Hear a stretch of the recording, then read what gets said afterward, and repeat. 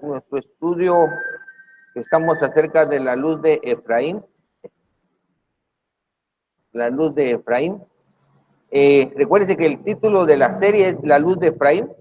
La clase anterior se llamaba La salida de Misraim. Y ahorita vamos a ver las religiones del pueblo. Esta sería la primera parte de las religiones del pueblo. Permítanme.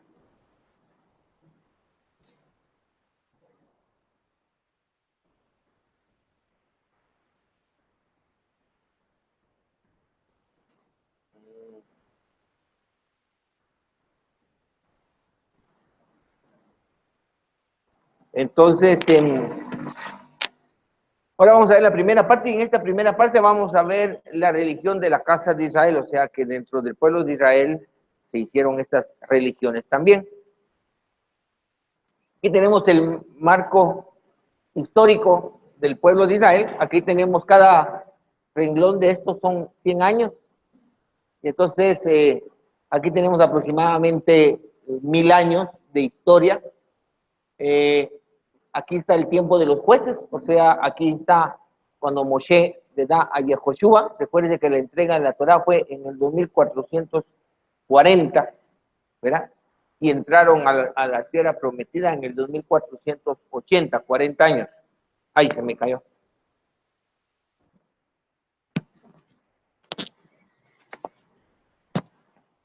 $40 de... Y entonces entraron, y ahí estuvo Yehoshua, que conquistó, gracias, conquistó durante 12 años la tierra de Israel. De los jueces, el último de los jueces fue Shmuel. Cada años de reinado unido. Luego, después del reino de Shlomo, Roboam se divide. Está la línea de la división del reino. Tenemos la casa de Judá y la casa de Israel. Es que de alguna manera el Eterno generó un cambio y se dividió esta casa de Israel. Luego, por su pecado que vamos a estudiar hoy, se dividió y luego desapareció. Pero la línea de la historia del pueblo la continuó la casa de Judá, ¿verdad? Y ese es uno de los problemas que tenemos hoy en día, que Judá es como israelita. Tenemos ese problema cultural y nosotros tenemos que, como Efraín, tenemos que resurgir con la identidad israelita y hacer precisamente esta diferencia. Bueno, entonces la división de reino fue en el año 2965 del calendario hebreo, ¿verdad? Y nace la casa de Israel, que es lo que los profetas llaman Efraín, específicamente en Jeremías y el profeta Osea, que le llaman Efraín a las 10 tribus. Interesante, vamos a ver nosotros que en el texto, la casa de Judá, el texto del primer libro de Reyes habla de una sola tribu, pero en realidad son dos, y más en realidad son tres, ¿verdad? Porque está Benjamín y Judá, y los levitas que no se cuentan dentro de las tribus, pero en el texto dice una tribu. Viene la casa de Judá, entonces aquí se divide. Luego en el año 3205, o sea que más o menos duró, ¿cuánto? 205, 135, 340 años más o menos, duró la casa de Israel, las 10 tribus. Luego fueron llevados a la dispersión por los asirios. ¿Ya? ¿Saben esa parte de la historia? Si ustedes pueden ver aquí, cuando Judá es llevado al exilio babilónico, hacía aproximadamente unos 120 años que la casa de Efraín ya no estaba, ¿verdad? Aquí está el exilio babilónico. Tenemos a los profetas Jeremías, Sefanía, que profetizaron previo al exilio babilónico. Luego tenemos durante el exilio babilónico, tenemos a Yehezkel, Daniel, Ageo o Haggai y Habacuc o Habacuc, que profetizaron dentro del exilio babilónico. La historia de Esther se realiza aproximadamente al final del exilio babilónico, ¿ya? Y luego, al finalizar el exilio babilónico, tenemos a Esdra, Nehemia, Zeharia y Malají, que profetizan y trabajan al final de esto, ¿no? Entonces, esta es la historia de Israel. tenemos el Reino Unido y todo. Y esta división es tan importante porque con esta división surgen la religión dentro del pueblo. Entonces, ahorita, hoy, vamos a conocer la historia de la religión de la casa de Israel, sus características, porque esa es nuestra historia. Estos son nuestros padres. ¿Ya? No esto. Estos son nuestros padres. ¿Ya? Pareciera yo antisemita, pero no lo soy. Para la gente que sea, no soy antisemita. Pero los padres de la casa de Judá no son mis padres. Mis padres son la casa de Israel. Estos de aquí vamos a aprender. En la siguiente clase vamos a ver las características de la religión de la casa de Judá. Y como en la tercera parte vamos a ver precisamente las diferencias entre seguir la enseñanza de su majestad Yeshua y seguir la enseñanza del judaísmo. Y vamos a terminar esta serie de las religiones dentro del pueblo, ¿no? ¿Estamos claros? ¿Alguna pregunta sobre esto? Por favor, la gente de internet también me puede enviar, espérense que voy a enviar la clase a una señora.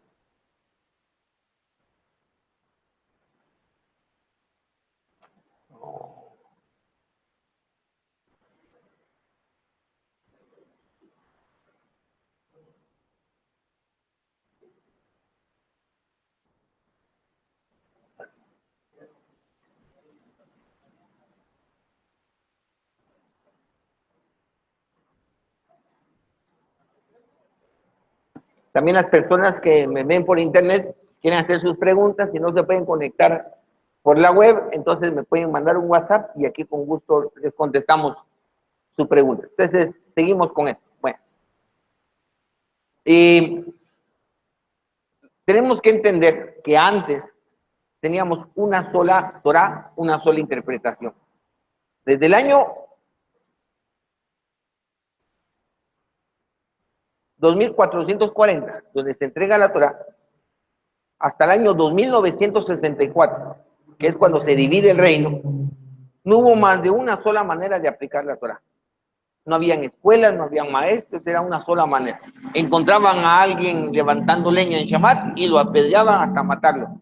No había que yo pienso, que interpreto, que ese es en el espíritu, que depende si la leña va a ser usada para eso, no hay nada.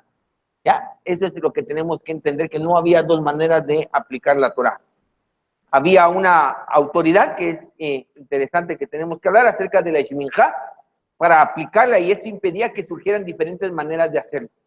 O sea, la Sheminjá es la autoridad que Moshe le traslada a Yehoshua a través de la imposición de manos, esa es la palabra Sheminjá, y entonces de ahí en adelante Yehoshua se la transmite a los ancianos y así se crea el Sanedrín, los jueces. Sí, Dan, ahí está el micrófono, denle en el micrófono a Dan. Ay, Dios mío, se durmió Nehemia.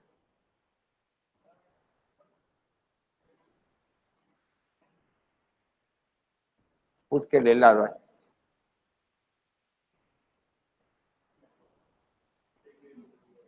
No está conectado, yo creo que no entró bien el conector. No tenemos audio ahí.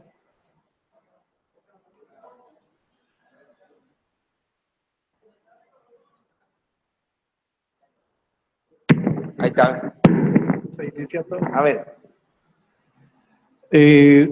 La casa de Leví era la que enseñaba Torah. Sí. Cuando David trae el arca y la tiene en su casa, ¿hay alguien más, además de David, que le esté dando la visión justa a la Torah? ¿O siguieron siendo los levitas? Los levitas eran los que enseñaban la Torah. Y según la Torah eran los que decretaban. Ahora, la autoridad para juzgar y legislar, recuerda que eso era parte, eso la tuvo Yehoshua, por ejemplo, y Yehoshua no era de la tribu de Leví. Es de la discrepancia que hay en el primer siglo entre los fariseos y los saduceos. Los saduceos eran de Sadoc, eran levitas, y los fariseos decían que la autoridad no la tenían que tener los levitas. Entonces David, que era de la tribu de Judá, fue el que se quedó con la autoridad porque eran los que tenían el reinado, ¿verdad? Eran los que tenían reinado para juzgar y legislar para decretar la sentencia de muerte. Los levitas no decretaban la sentencia de muerte, enseñaban la Torá, y lo que la Torá les daba para ellos de aplicar, declarar inmundo, declarar impuro o declarar limpio, todo ese tipo de cosas era parte que la Torá le adjudicaba a los levitas. Aparte estaba la autoridad que está Yehoshua, por eso se va desarrollando. Aparte los levitas tienen una enseñanza, la enseñanza y la aplicación de la Torá, y Judá estaba teniendo la aplicación. Por eso es que cuando en el libro de Yehezkel, no se me recuerda, yo creo que es 40, donde le reclama a los pastores de Israel, dice, los que tenían la ley, ¿verdad? No buscaron a mis ovejas, y los sacerdotes no se preocuparon por eso. Es cuando Ezequiel está responsabilizando, o el Eterno a través de Ezequiel está responsabilizando a Judá, porque tenían la cabeza, porque si en Judá estaba los levitas que enseñaban, y Judá que tenía la autoridad para legislar, entonces cuando la casa de Israel se retira de eso. Y eso es lo que vamos a ver, que se quedó sin autoridad. ¿Ya? No tenían la Shminjá, digamos, para poder legislar.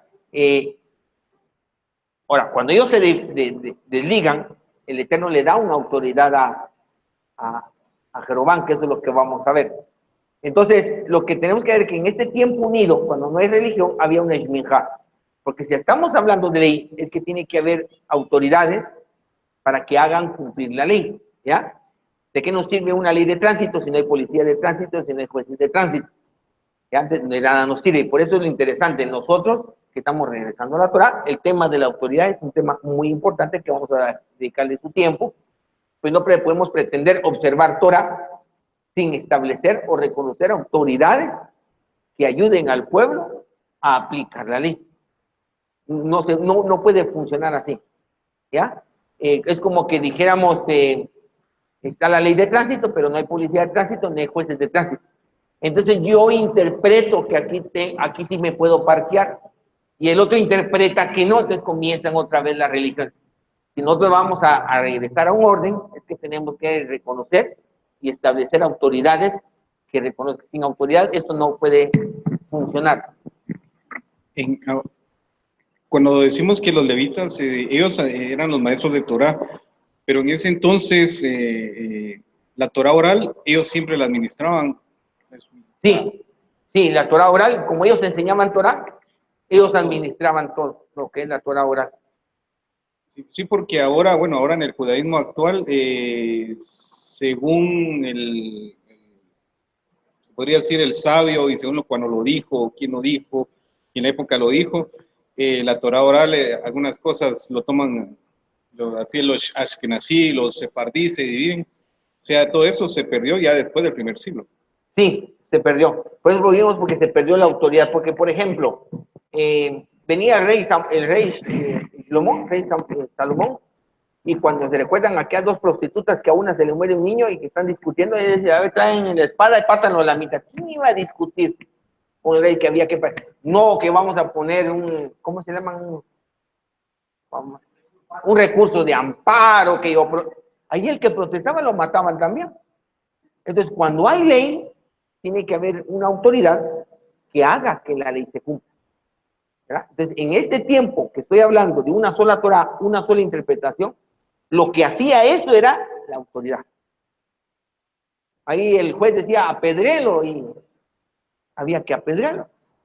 ¿Ya? Se les había encontrado, habían los testigos, hay que matarlo a pedras. Había que apedrear. Nadie iba a discutir eso. ¿Ya? Entonces, todo eso tiene que ver acerca de la Shminjá. Entonces, eso impedía que surgieran diferentes maneras de poder aplicar la Torah. Había una sola manera de aplicar la Torah, ¿ya? Pero el reino se divide, y el Eterno le promete a Jeroboam una muy grande promesa que vamos a ver en el primer libro de Reyes, capítulo 11.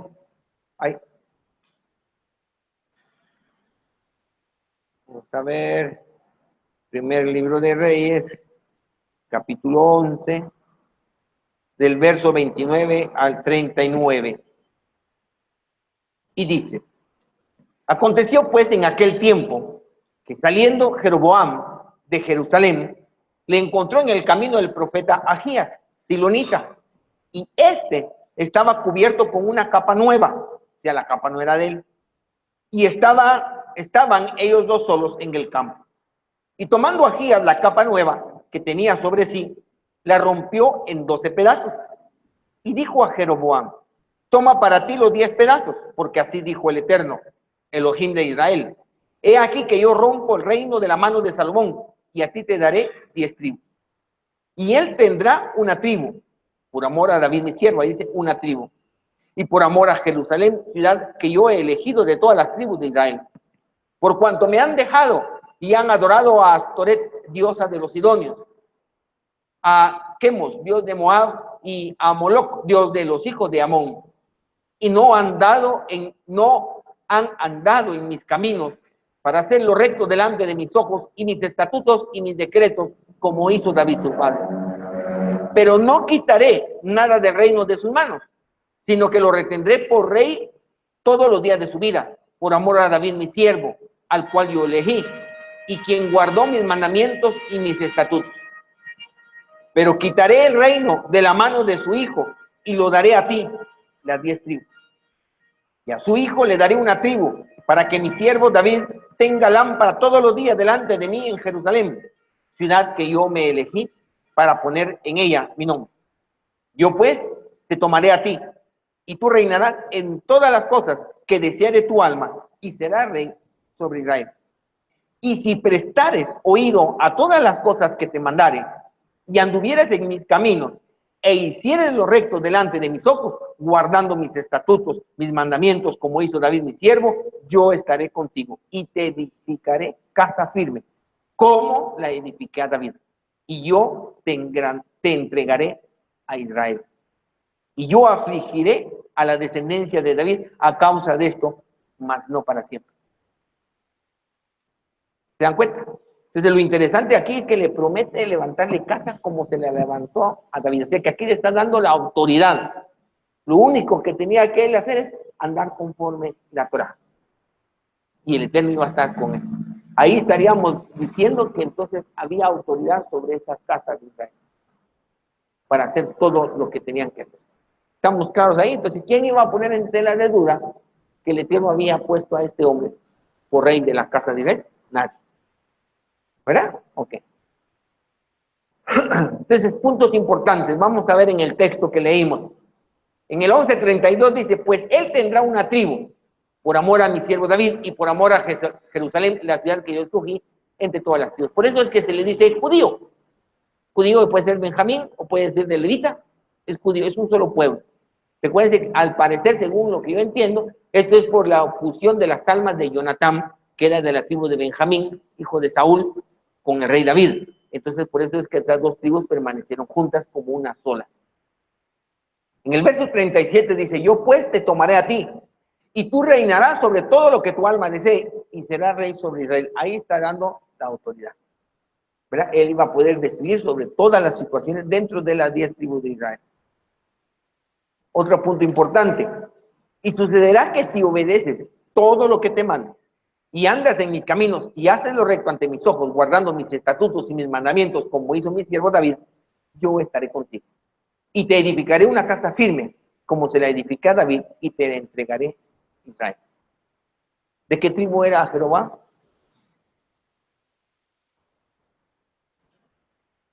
Se las dejo de tarea, ¿verdad? ¿Así? Jeroboam. A ver, se los dejo de tarea. Y por esto humillaré a la descendencia de David, pero no para siempre. O sea que esto comenzó a estar decretando que iba a haber una humillación sobre la casa de David, ¿verdad? ¿Estamos bien hasta ahí? Entonces ahorita vamos a ver cómo nació la primera religión en la casa de Israel. Primera de Reyes 12:26 dice: pero Jeroboam decía en su corazón: ahora volverá el reino a la casa de David. Si este pueblo sube a ofrecer sacrificios a la casa de Yahweh en Jerusalén, el corazón de este pueblo se volverá a su señor, a Roboam, rey de Judá, y me matarán y se volverán a Roboam, rey de Judá. O sea, Ichuachí tuvo celos, ¿verdad? Porque dijo, según la Torah, las 10 tribus, a pesar de ser un reino, distinto, tenían que descender, según la Torá lo ordena, al templo de Jerusalén, construido por el rey Salomón, a poder presentar todas las ofrendas que estipula la Torá para las celebraciones y las festividades que la Torá misma estipula. Eso no lo podía desligar. Él tuvo celos, él tuvo temor de que la gente de su reino, de las 10 tribus, al descender a Jerusalén, se iban a congraciar con los judíos de Judá y que eso iba a provocar que ellos se iban a querer quedar con la casa de Judá. ¿Ya? Eso fue lo que sucedió ahí. Entonces, ¿qué fue lo que hizo él? Celos, falta de emuná. Imagínense que el Eterno le diga, yo te pondré. Fue falta de emuná, no confiar en la promesa del Eterno, baja autoestima, ¿verdad? En el corazón del rey, son las causas de que se genere esta religión, la religión de nuestros padres. Tenemos que entender que esta es nuestra historia. ¿Ya? En ese momento inició a dar órdenes, porque tenía la ley, tenía la autoridad, pero estas instrucciones, esas órdenes, contradecían a la Torá. Y ahí es donde está el problema. Utilizó la autoridad y la representatividad para llevar al pueblo fuera de la Torá. Y con eso pierde la representatividad. Miren los nuevos mandamientos. Ahí es donde surgen nuevos mandamientos. En el 12:28, sí. No, la casa de Israel. No, aquí no está Judá, aquí solo es la casa de Israel. ¿Sí? Dice en el 12:28, y habiendo sido aconsejado, el rey hizo 2 becerros de oro y les dijo, bastante habéis subido a Jerusalén. He aquí tus dioses, oh Israel, los cuales te hicieron subir de la tierra de Egipto. Ya cambió todo. Y puso en Betel, y el otro lo colocó en Dan. Y esto fue ocasión de pecado, porque el pueblo iba aún hasta Dan a postrarse ante estos becerros que él había construido. Él lo que estaba haciendo era que no quería que bajaran al templo. También hizo templos en los lugares altos e instituyó sacerdotes de entre la gente común que no eran hijos de Leví. O sea, comenzó a instituir sacerdotes que la Torá había designado solo a los levitas. O sea que los levitas antes estaban alrededor de toda la tierra de Israel. ¿Ya? Entonces él rechaza ese sacerdocio e instituye sacerdotes que no eran de la tribu de Leví. ¿Ya? Entonces, con eso él se está alejando totalmente de la Torá. Jeroboam estableció una solemnidad el día 15 del mes octavo, semejante a la solemnidad que había en Judá. No sé qué solemnidad podría haber en Judá en el octavo mes, al día 15. En el séptimo mes, día 15, es Sukkot, pero en el octavo mes no sé qué hay. Semejante a la solemnidad que había en Judá, también estableció sacerdotes en Betel para los lugares altos que había hecho. O sea que instituyó una festividad. No sé si siguió con las mismas festividades y solo agregó una o quitó las otras y agregó otra. ¿Ya? Sí, Hanun. Rabino, una pregunta. O sea que cometió hasta cierto punto error por haberse apartado de Judá. De Judá no. O sea, por el hecho de que, por el hecho de los levitas. El que lo apartó de Judá fue el Eterno. El Eterno lo apartó de Torá, de Judá, no de la Torá. Podríamos decir que otra vez nuestro primer rey, Jeroboam, confundió a Judá con la Torá. Y por apartarse de Judá, se apartó de la Torá. Pero no se podía apartar del todo de Judá por los levitas, que eran los que Exacto. estaban designados para llevar un sacerdocio. Así es. Porque lo de los levitas, el sacerdocio era instituido por la Torá. Desde buen punto puede ser que al quererse apartar de Judá, se apartó de la Torá. Lo mismo que puede pasar con nosotros. Queriéndonos acercar de la Torá, nos acercamos a Judá. Puede ser que no es lo mismo. ¿Ya?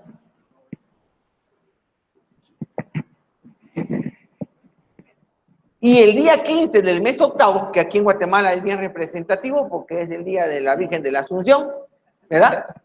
Agosto, el octavo mes, fecha que había ideado en su propio corazón, o sea que él se la fumó. Miren lo que está diciendo, se le ideó en su corazón. Vamos a hacer una fiesta. ¿Qué fiesta podríamos hacer? Podríamos hacer se le inventó. Subió al altar que había hecho en Betel e instituyó una solemnidad para los hijos de Israel y subió al altar para quemar incienso. ¿Ya? Sigue. Y eso es lo interesante. Jeremías 9:13, que está previo al exilio babilónico, y aquí está solo para Judá, les dice, y dijo Yahvé, porque dejaron mi ley, la cual di delante de ellos, y no obedecieron a mi voz, ni caminaron conforme a ella. Antes se fueron tras la imaginación de su corazón, y en pos de Baales les enseñaron sus padres. ¿Ya? O sea, una cosa es lo que está escrito y otra cosa es que yo pienso, yo siento.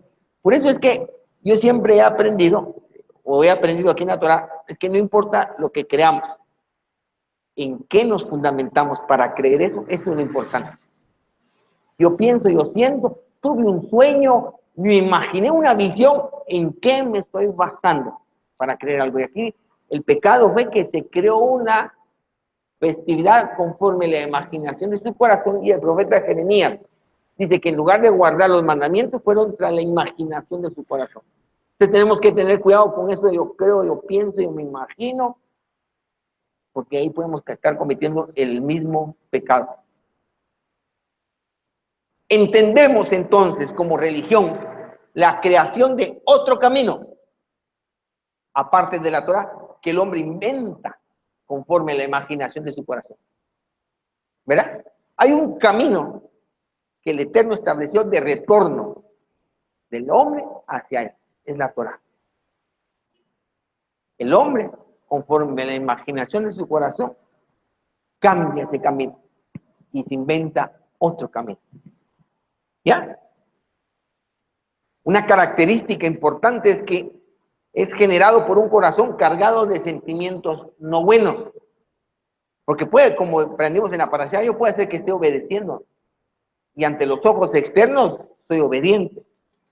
Pero tengo el valor, la humildad y la objetividad para examinar los sentimientos, el tipo de deseo que está generando en mi corazón los pensamientos. ¿Soy capaz de identificar celos? ¿Envidia? Estoy sintiendo envidia. No, eso es envidia. Entonces todos los pensamientos y todo lo que genera esa envidia, ¡oh! Ahí está la yacer jara, pero está dominada. El problema es cuando no puedo discernir y le doy viento a pensamientos, palabras y acciones que están fundamentados en un deseo egoísta. Ese es el problema. Y otra es que la Torah dice algo y la religión dice otra cosa. Ahí es donde tenemos problemas. Por ejemplo, la religión cristiana, caracterizada en Apocalipsis, dice 3 veces Apocalipsis, dice el espíritu de la bestia, que era, pero ya no es. Era, ya no es. Y vuelve a decir, porque la bestia era y ya no es. ¿Por qué está diciendo? Porque cambió la ley y los tiempos. Entonces la ley era, pero ahora ya no es. Ese es un espíritu que nos enseña que antes estaba lo que la ley dice, pero ahora es otra cosa. Es el cambio. ¿Ya? Entonces nosotros tenemos que poder identificar esto exactamente. En la Torah dice que los tzitzit tienen que tener un hilo azul. Y cuando viene una religión y me dice que no puedo ponerle hilo azul, porque la tradición dice que no puedo, ¿qué tengo que decirle a esa religión? No la puedo seguir. Tengo que aprender que venimos de una religión en donde creímos que lo que creíamos y lo que hacíamos era conforme a lo que estaba escrito en las Escrituras. Ahora nos dimos cuenta que no puedo caer otra vez en lo mismo cuando estamos identificando que la causa de que estemos aquí en el exilio por la religión de nuestros padres es precisamente eso. La Torah dice una cosa y ellos hicieron otra. ¿Tenía Jeroboam la autoridad para determinar situaciones como esa? Sí, pero todo tenía que ser conforme a la Torah. Y ahí fue donde él se desvió, utilizó la autoridad y el respaldo que el Eterno le dio para llevar a la gente a otro camino. Y eso se ha dado a lo largo de la historia muchas veces. Nosotros no podemos caer en lo mismo. ¿Sí? ¿Estamos bien con eso? Seguimos con los datos importantes. Todo eso se dio a pesar de las grandes promesas que se le dio a Jeroboam. ¿Verdad? Pero su corazón hizo que se torciera. Una casa como la casa del rey David se le ofreció, se le habla como grandeza, autoridad y todo. Y todo esto sí obedecía a la voluntad del Eterno, pero no la obedeció. Tenemos que aprender de nuestros padres. Seguimos con los datos importantes. El rey Jeroboam contaba definitivamente con el respaldo del Eterno, pero este se desvió del camino del Eterno. O sea que otra vez la emoción, el Eterno nos pudo haber sacado de Misraim y nos dio la Torá. El Eterno está con nosotros. Pero en el momento que no logramos identificar que el sentimiento o el deseo de nuestro corazón es malvado y le damos fluidez, en ese momento el Eterno se apaga. No, pero es que el Eterno me prometió, sí, pero me prometió si guardar mis mandamientos, mis estatutos. En el momento que yo los violo, toda esa promesa, todas esas esperanzas, todo eso se desvanece. El problema radicó en que el pueblo siguió al hombre y dejó al Eterno y su Torá. Ese es el error que siempre ha pasado. Como el Eterno le puso ahí, el Eterno le dio la autoridad, entonces solo le obedecemos a él. Pero no se dan cuenta en qué momento ese líder se aparta de la Torá. Entonces paran siguiendo al hombre y paran apartándose del Eterno. Al levantar altares en los montes altos y evitar que el pueblo fuera al templo, como la Torá lo ordena, el pueblo se desligó del templo. Ya no dieron su medio cheque. Entonces que ya no eran partícipes de lo que ahí funcionaba. Y ahí era lo que el Eterno determinó para expiar pecados, para ofrenda jatán, el amín, todo ese tipo. Al hacer eso, ellos se desligaron de todo. Dejaron de dar su medio shekel y el templo era el punto de encuentro entre el Eterno y el pueblo. Era intercambio de energías. Llegaba un hombre pecador con su cordero y salía un hombre limpio de pecado. Ese era el punto de encuentro. Cuando ellos salen y se desligan del templo, se desligan de lo único que ligaba al pueblo con el Eterno, el templo. Y por eso se pueden dar cuenta ustedes que el Eterno no manda profetas, como mandó con Judá en Babilonia, para traerlos de regreso. No mandó. Porque ellos se desligaron de lo único que los ligaba con el Eterno. Seguimos con los datos importantes. Jeroboam quiere decir pueblo arrojado o luchador. En su raíz quiere decir arrojado.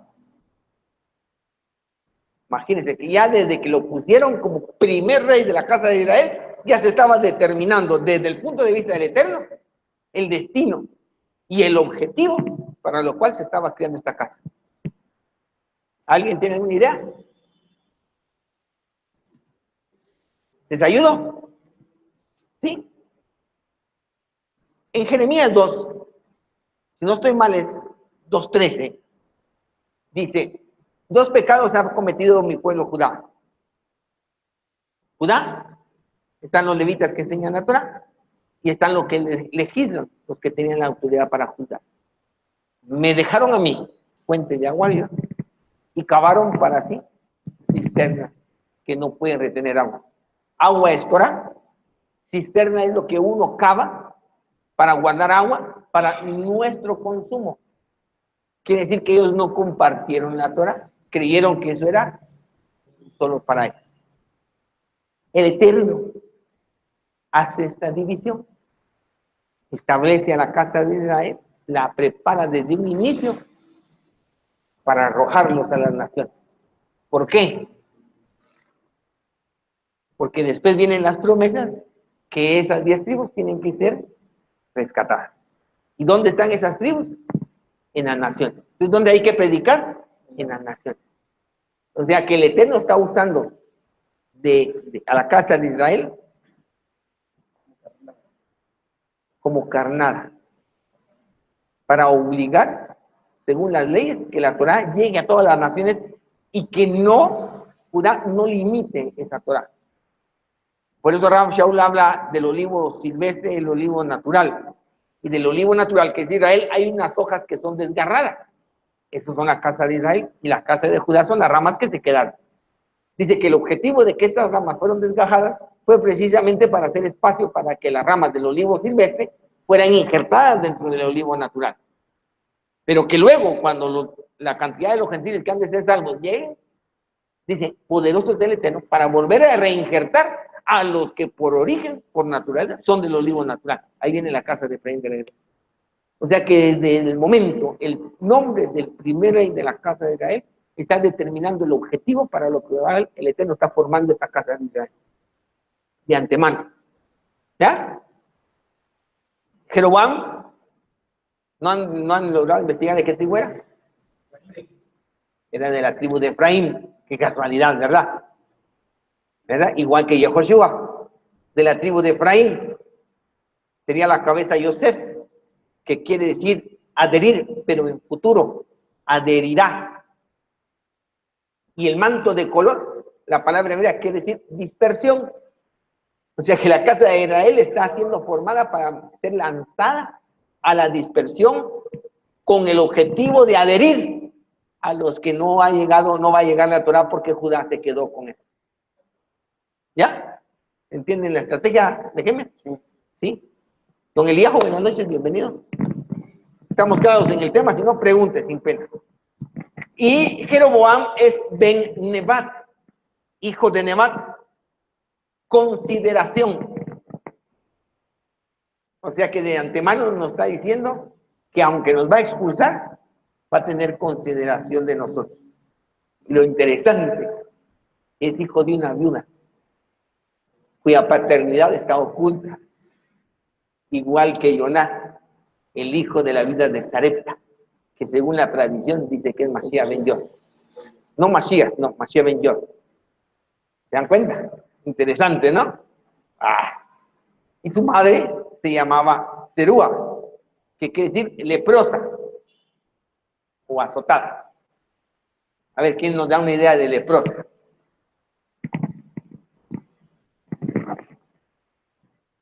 ¿Qué pasaba con alguien que tenía zarat? Inmundo, lo apartaban del pueblo, ¿verdad? Pero tenía que pasar por un procedimiento de purificación para luego que regresara. ¿Se dan cuenta? Todo está plasmado ahí sobre la estrategia de la casa de Israel. Seguimos con los datos importantes. Así que observar esa religión fue lo que provocó que nuestros padres fueran llevados a la dispersión hace más de 2600 años. Así, llegando a una conclusión. Esa es la razón por la que nosotros estamos aquí, en el desierto de la nación. Somos ese hijo pródigo de la parábola, que nos fuimos de la idolatría y comimos y vivimos con los cerdos. Y ahora queremos regresar a la casa. Y estamos regresando. Pero no podemos regresar con la cabeza muy en alto, ¿no?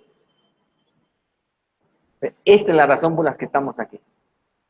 Por eso cuando nos dicen, sos israelita, pero si vos aquí naciste en esa capa, ¿sí? Eso es parte de... Por eso soy Efraín. ¿Ah? De eso se trata. Sí, Dan, ahí denle el micrófono a Dan. ¿A quién? ¿Y el miajo primero quién? Hermano mayor. Sí, Rabino, con respecto a lo que decías de que hace poco platicaba con alguien de la comunidad y le decía eso mismo, que primero teníamos que identificarnos, que nosotros estábamos en esa casa de Israel que se perdió, que se apartó del Eterno. Y lo primero que me decía, pero si hace 2500 años vos ni habías nacido, me decía. Sí, pero si yo no reconozco que yo vengo de esa casa, entonces, o sea, no tomo toda la historia y no tomo una identidad, Leo. Entonces me decía, pero ¿y cómo así? Porque el Eterno nos está llamando y no nos fueron a predicar, le digo, es porque esas las señales que somos casa de Israel, Leo. Porque nadie nos fue predicando, que de repente comenzamos a leer y el Eterno nos dio entendimiento de que ahí estaba la ley y todo eso, Leo. O sea, que sí es primordial, o sea... La identidad es primordial. La identidad desde el inicio que nos apartamos de la Torá cuando con Jeroboam, pero que no sea solo una idea, sino que realmente haga mella en nuestra mente, en nuestro corazón, porque si no, entonces como que lo tomamos así, como que eso es de ellos, pero nosotros no. Somos casa de Israel ahora, pero antes no éramos. otra vez como decir la teología de la sustitución, ¿verdad? De la Israel espiritual y todo, no, pero realmente tenemos que tener una identidad. Cuando los profetas hablan, hablan a Judá, hablan a Efraín o hablan a las naciones. ¿Quién soy yo? ¿Cómo sé cuándo es para mí y cuándo no es para mí? No. De la identidad es sumamente importante porque le da sentido a lo que el Eterno está haciendo hoy con nosotros. ¿Verdad? Y podemos entender entonces cuál es nuestra función. ¿Para qué estamos aquí? ¿Por qué el Eterno? Porque todo lo que el Eterno hace tiene sabiduría, ¿verdad? Eso quiere decir que todo lo que hace tiene un objetivo. ¿Cómo podemos nosotros cumplir con ese objetivo? No sabemos de dónde venimos, de dónde vamos y por qué el Eterno nos da este entendimiento, ¿verdad? ¿Sí, Dan? Que quería verificarlo. El argumento primero, si analizáramos solamente la descendencia, digamos, ¿en qué momento un judío podría dejar de ser parte del pueblo? Digamos, solo porque viene de padres judíos o de madre judía, o no importa que se vaya mezclando entre diferentes, nunca va a perder el linaje. No sé si me expliqué. Bueno, desde el punto de vista de la Torá, judío es el hijo de padre judío. El judaísmo cambió esto y lo otorgó a través de la madre. O sea, hoy en día, según el judaísmo, judío es el hijo de una madre judía. ¿Ya? O sea, si tu mamá es judía y estás dentro del judaísmo y sos hijo de ella, sos judío. Ahora, si tu papá es el judío y tu papá se casó con una no judía, tienes que hacer una conversión al judaísmo para que el judaísmo te reconozca como judío. ¿Ya? No sé si ahí va la pregunta. Pero digamos... Judá es muy celoso de su genealogía. Israel no. Esa es una característica de Israel. Los reyes de la casa de Israel fueron de varias tribus. Entonces, esa característica que Judá tiene de seguir el linaje no es una característica de la casa de Israel, si a eso te referís. Entonces, a lo largo de la historia, las 10 tribus se perdieron y no quedó rastro de ellas. Ahora, eso daría a pensar que todos nosotros, en alguna medida, descendemos de ellos. Pero claro, no podemos seguir la genealogía precisamente porque dejamos de ser pueblo. No es como Judá, que en la dispersión del primer siglo se guardó un registro de los apellidos y por dónde siguieron, y esa persona no perdieron su origen. Nosotros sí. Precisamente el no poder certificar nuestro origen genético acerca de estas 10 tribus es la característica de que somos de las 10 tribus. No sé si me explico. No sé si ahí va tu pregunta, ¿no? Sí, lo que pasa es que, digamos, sí, ya había entendido eso, que nos habías explicado. Pero yo no sé si el argumento que estoy tratando de desarrollar ahorita es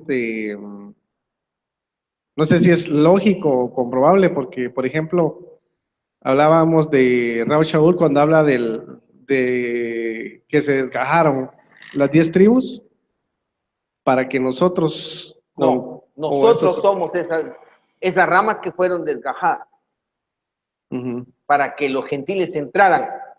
Y dice una vez que la cantidad de los gentiles que han de ser salvos entren, el Eterno vuelve a reinjertar a los que por naturaleza éramos del origen natural. Por eso es que como Moshe nació, creció y fue educado como egipcio, pero era hebreo. Y así pasó con todos nosotros. Nosotros creíamos que éramos chapines, porque aquí nacimos, aquí nacieron nuestros padres, nuestros abuelos, nuestros bisabuelos y todo, ¿no? Pero ahora nos estamos dando cuenta que si vamos más atrás, venimos de esas 10 tribus. No porque seguimos el rastro de nuestro árbol genealógico, no porque creemos o sentimos, sino porque vemos que las profecías dadas para la casa de Israel en su restauración se están cumpliendo en nosotros. Y podrá ser también porque al momento de que alguien se quiera convertir a la Torá, solo tiene dos opciones. O guarda la Torá conforme al rito judío, O guarda la Torah conforme Efraín la debe de guardar. Así es.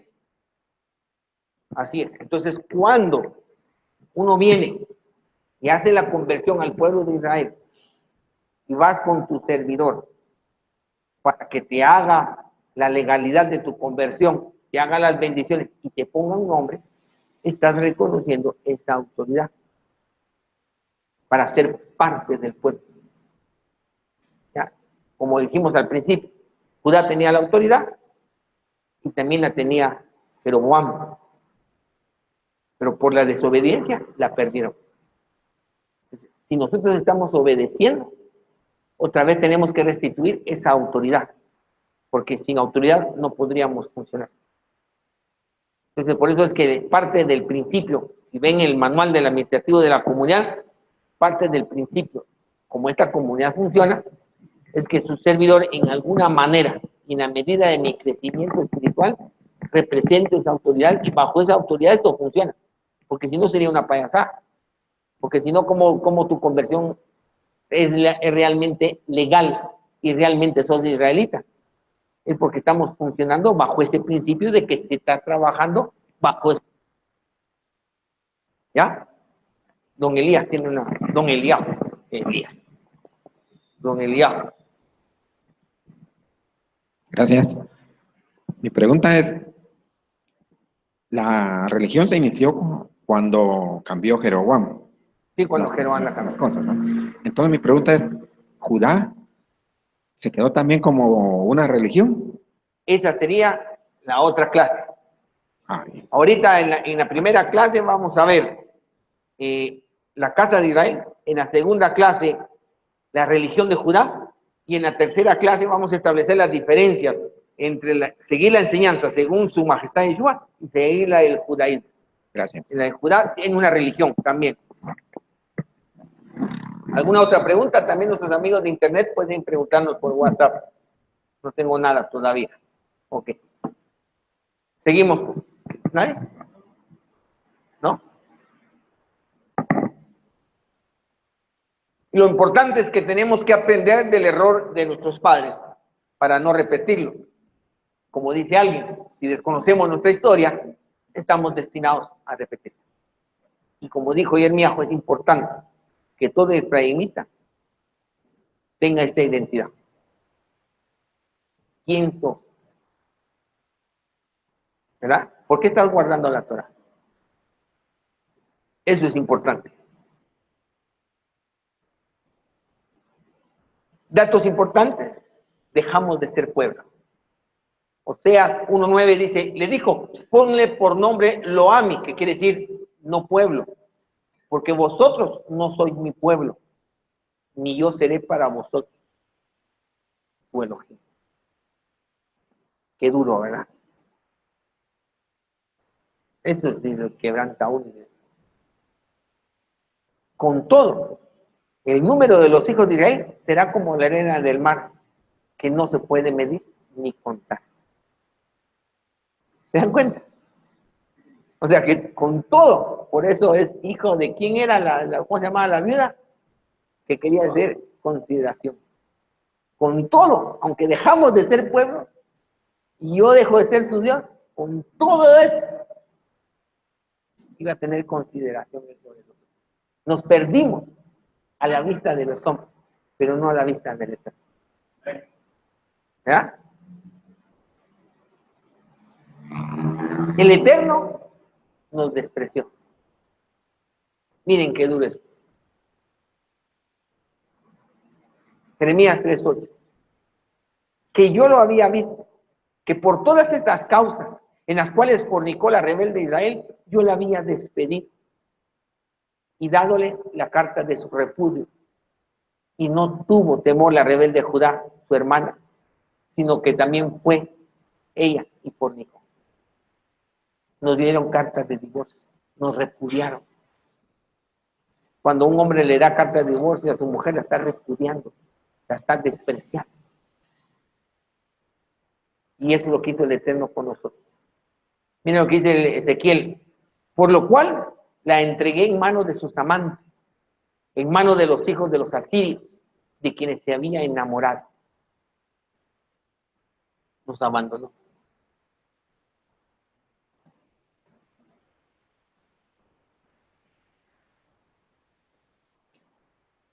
Si fornicares tú, Israel, a lo menos no peque Judá, y no entréis en Gilgal, ni subáis a Bethaven, ni juréis, vive Yahweh, porque como becerra cerrera se apartó Israel.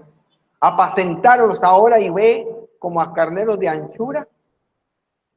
Efraín es dado a ídolos. Déjalo. Éramos caso perdido delante del Eterno. Eso somos nosotros. Y ahí venimos.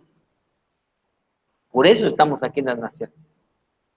Como que al hijo pródigo, un su cuate le preguntara, mira, pero vos no sos hijo, yo soy hijo de aquel señor hacendado. ¿Y qué estás haciendo aquí comiendo con los cerdos? ¿Ah? Explíquele. Ahora ya sabe usted su historia, explíquele. ¿Por qué se dice israelita y no habla hebreo? ¿Por qué usted es israelita y nació aquí? ¿Por qué es israelita y moja el pan en el café? ¿Por qué? ¿Por qué no anda comiendo falafel? Explíquele. Con vergüenza, pero explíquele. Es que miren, esto es tremendo. Tomar esta identidad y venir a una religión donde nos hincharon nuestro ego, Dios te ama. Desde que estabas en el vientre de tu madre, y así nos damos cuenta que Él nos despreció, nos dio carta de divorcio, nos dejó de Él. Él también tiene con nada. Y por eso estamos aquí. La pregunta es, ¿qué pasó con esta religión?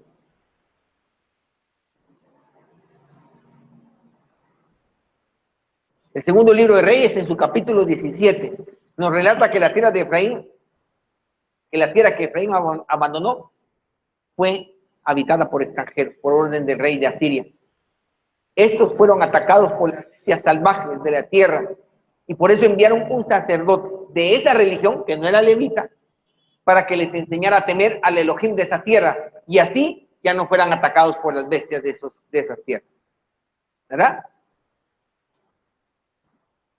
Estos son los llamados samaritanos.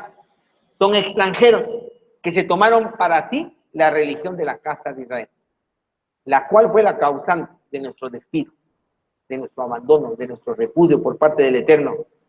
Por eso a ellos tampoco les funcionó. Aunque sí, los animales dejaron de atacarlas y pudieron vivir ahí. Nunca su vida fue del agrado del Eterno y nunca fueron parte del pueblo del Eterno.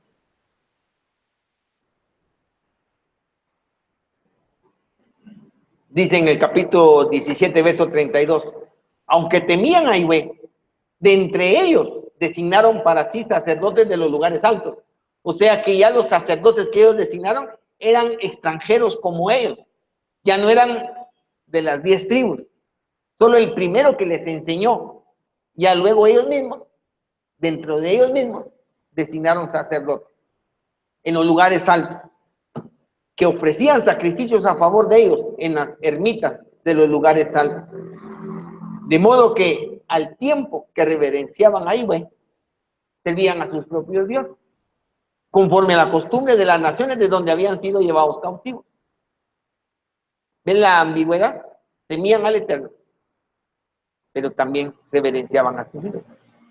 Sigue diciendo el libro. Y hasta hoy siguen obrando conforme las costumbres antiguas. No temen a Yahweh, ni actúan conforme a sus estatutos, ni conforme a sus ordenanzas, ni conforme a la ley, ni conforme al mandamiento que Yahweh prescribió a los hijos de Jacob, al cual puso de nombre Israel.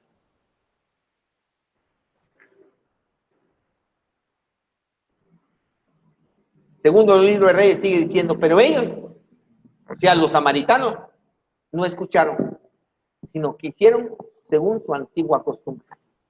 Así pues, aquellas gentes reverenciaron a Yahweh, pero al mismo tiempo rendían culto a sus imágenes, y sus hijos, y los hijos de sus hijos han venido obrando hasta el día presente, lo mismo que sus padres.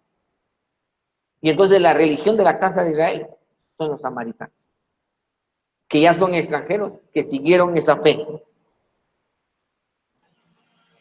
Vean la samaritana con su majestad Yeshua en Juan 4:20, dice, Nuestros padres adoraron en este monte. Y vosotros decís que en Jerusalén está el lugar donde se debe adorar. ¿Vea? Los montes altos que Jeroboam había. Pero dice nuestros padres. Inclusive anterior a este texto le dice nuestro padre Jacob. El pozo de nuestro padre Jacob. Le llama nuestro padre, pero no es su padre. ¿Me explico? Y le contesta, y Yeshua le dice, mujer, créeme que viene una hora cuando ni en este monte, ni en Jerusalén adoraréis al Padre, porque estos adoraban en los montes santos, según Jeroboam lo había instituido, y los judíos en el templo. Y le sigue diciendo su majestad, vosotros adoráis lo que no sabéis. ¿Qué le dijo? Ignorante. Porque ya sabemos de dónde viene su creencia de adorar en los montes santos. Y nosotros adoramos lo que sabemos, porque la salvación viene de los judíos. Pero ¿con quién está hablando? Un samaritano que siguió la religión de la casa de Israel. Regresando al punto bien importante que nos marcó, no me acuerdo quién, ¿verdad? Que queriéndose apartar del pueblo judío, se apartó de la Torá. Y entonces, ¿en posesión de quién se quedó la enseñanza de la Torá? Del pueblo judío. ¿Sí? Dan, hay un micrófono, Dan, para nuestra gente de internet. Donde dice, porque la salvación viene de los judíos, no se refiere al pueblo judío, sino se refiere a él. Se refiere a él y también que la enseñanza, la sabiduría, por eso dice el conocimiento. Vosotros adoráis lo que no sabéis. Porque ¿quién es la fuente de conocimiento y observancia de los samaritanos? La casa de Israel. ¿Y qué hicieron ellos? Apartarse de la Torá.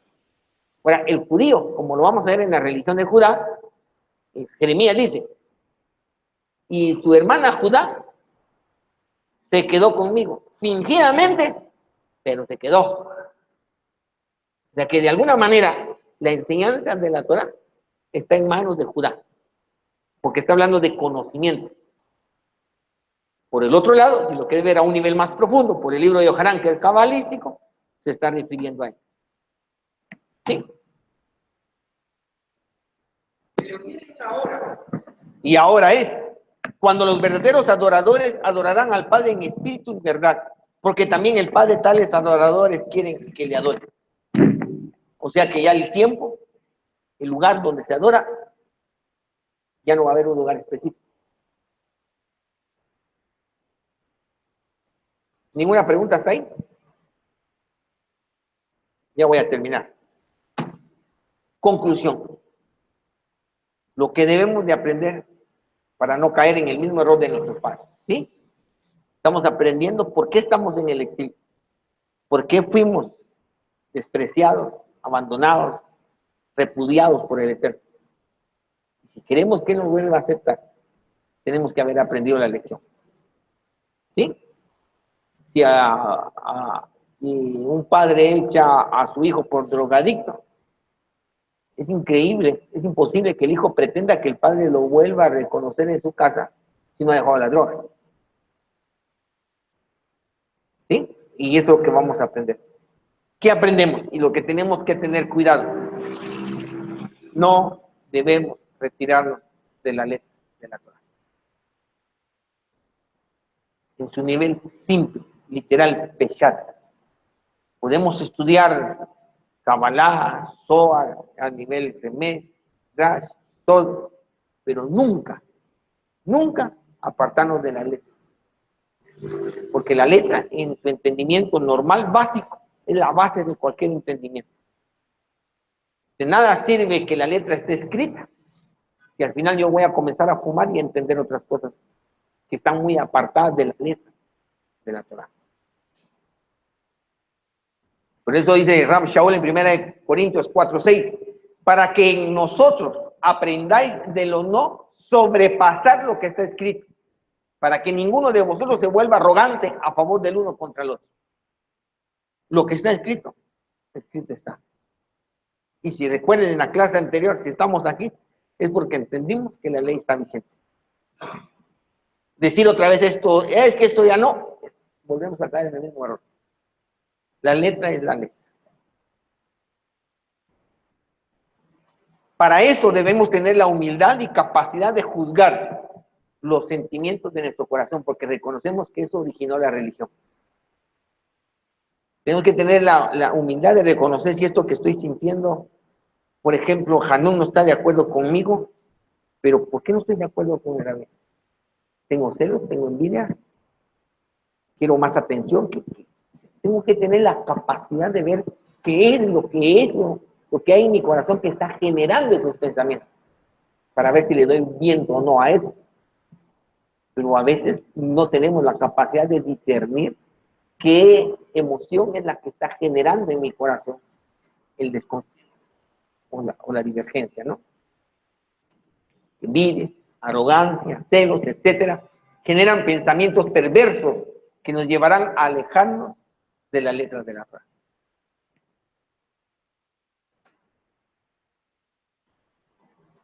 Estudiar la Torá para poder identificar cuando nuestros líderes o maestros y los libros que estudiamos del judaísmo se apartan de la Torá, como lo hizo Jeroboam. Porque cuando la Torá dice una cosa y yo hago otra, me estoy apartando de la Torá. La Torá dice que debo pernoctar, debo residir, debo morar 7 días en Sukkot, en los 7 días de Sukkot. ¿Qué dice el judaísmo? No, con un tiempo de comida que coma al día, cumplí. Y la Torá dice que debo de morar ahí. ¿A quién le va a hacer caso? Ustedes sí. No, que eso es en el espíritu. Bueno, por eso es que estamos aquí. No podemos caer otra vez en eso. Ser celosos de la letra de la Torá. La Torá dice. Punto.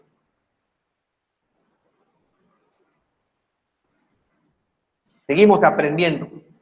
Nuestros padres se desligaron del punto de encuentro entre el Eterno y ellos, el templo. Tenemos que reconocer que hay un punto que el Eterno estableció para encuentro con Él. En ese tiempo era el templo. Hoy es su majestad Yeshua, este medio o punto de encuentro entre el Eterno y los hombres. No podemos alejarnos de su espíritu y de su enseñanza. Eso sería suicidio. Tenemos que tener humildad. Así como imagine que pudo pensar Jeroboam, no solo en el templo, aquí vamos a hacer altares. Por eso es que cuando alguien le dice que se puede guardar mandamientos sin creer en su majestad de Dios, que se puede agradar al Eterno sin su majestad de Dios, ojo, ¿verdad? ¿Qué le están diciendo? Están aclamando a esa raíz de Jeroboam que está en cada uno de nosotros. Y somos susceptibles, porque por naturaleza somos religiosos. Imagínense, tenemos el gran honor de inventar e inaugurar la primera religión dentro del pueblo de Israel. ¡Wow! Así que está en nuestro ADN la religiosidad. No podemos alejarnos de su majestad. Él es el único camino, la verdad y la vida. Y nadie llega al Padre si no es por él. Nadie. Nadie. ¿Sí? Seguimos con los cuidados que hay que tener. Humildad. Ser efraimita conlleva la vergüenza de ser hijos de aquellos a quienes el Eterno despidió, abandonó y repudió. Es como que el Eterno nos hubiera dicho, no me digas tío que ni parientes somos. ¿Imagina? ¿Sí cómo va a venir yo como hijo pródigo regresar a la casa ahí todo creído y arrogante? Ya vine y qué. Ya, con humildad. Si nos tratan de arrimados, pues sí. Ahí estamos, el Eterno nos hizo un pedacito ahí. Aquí nos con humildad. Eso nos ayudará a mantener nuestro corazón lleno de gratitud por lo que el Eterno está cumpliendo su promesa de redención en nosotros. Para nosotros es un gran privilegio presenciar cómo el Eterno está trayendo a toda esa gente a la Torá y a los pactos de su pueblo Israel. Y ser parte de eso. Eso es honor, porque nuestros padres murieron deseando ver estos días que nosotros estamos viviendo. ¿Ya? Entonces, con un corazón humilde y con gratitud, ahí se va la arrogancia y todos esos sentimientos que cultivan la religiosidad, para que no volvamos a caer en la religiosidad. Y así podremos cumplir con nuestra función dentro del pueblo a cabalidad. ¿Cuál es nuestra función? Porque les recuerdo que la promesa a Jeroboam está vigente. ¿Qué le prometieron a Jeroboam? ¿Ah? ¿Cómo? Casa firme. Como se la edifiqué a mi siervo David, te edificaré a ti. Por eso Jeremías dice, irán con lloro, mas con misericordia los haré volver y harélos andar junto a arroyo de agua, por camino derecho en el cual no tropezarán, porque soy a Israel por padre y Efraín es mi primogénito. Podemos llevar esa primogenitura con humildad y con agradecimiento por lo que el Eterno está haciendo.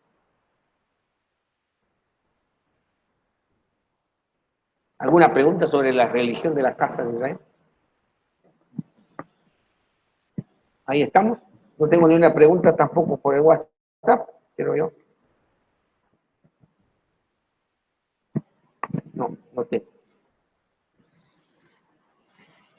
Bueno, nos vemos la próxima semana donde veremos la religión de la casa de Judá, conocida como judaísmo.